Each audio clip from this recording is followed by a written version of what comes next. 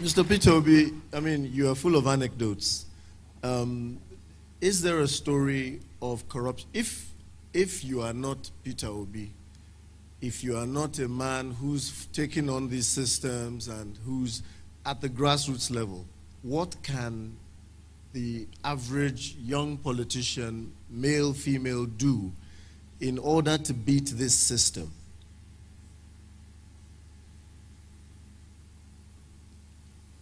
Taking it in two ways. I've always said to young people, do not take to politics as a profession. Please. It shouldn't be, because you won't give the best of your service.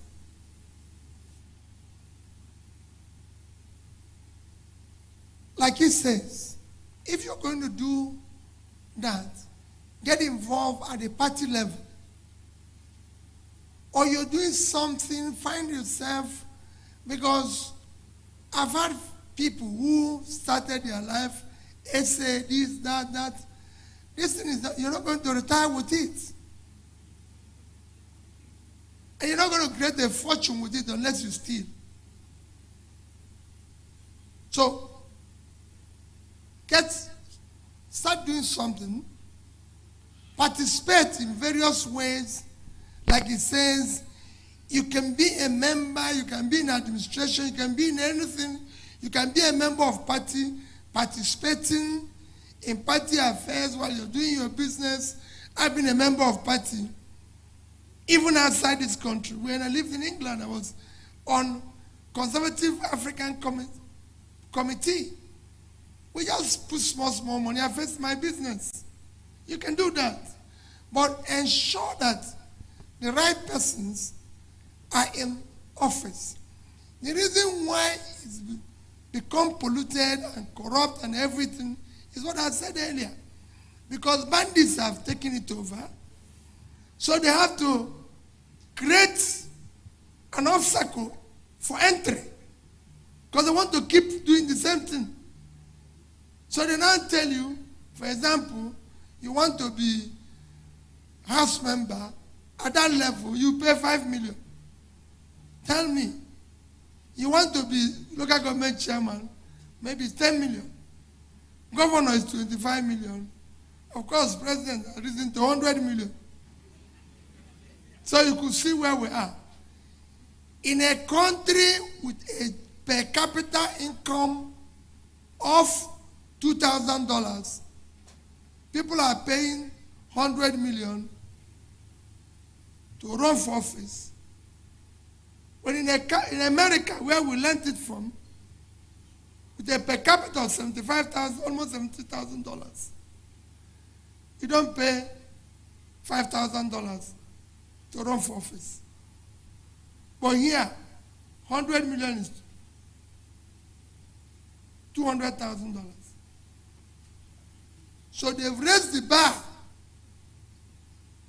of entry because it's become a criminal organization. You can stop that by electing good people. When they come in, they will lower that entry. They will stop it because it's wrong. It shouldn't be. In a country where you're paying lecturers, professor in a university is earning 400,000 naira, $1,000. You're asking somebody to contest for governor with $200,000. That means no professor can ever. Ask even all of us who are paying it to bring our tax clearance, so we'll show where we earn such money that we are using to pay for that.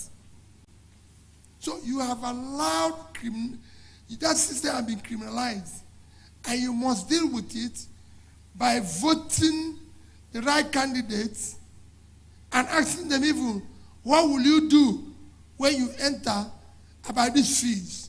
This is time to answer it. So you take note. Peter Obi said when he becomes this, he will remove all those charges. You take note.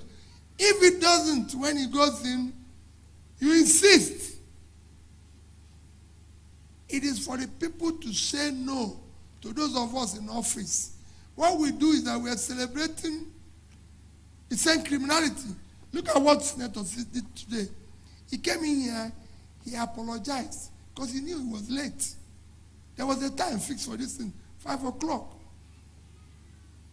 I have been in office as governor. You come to a church, thank God some Anambra people are here. And people will tell you, you are late.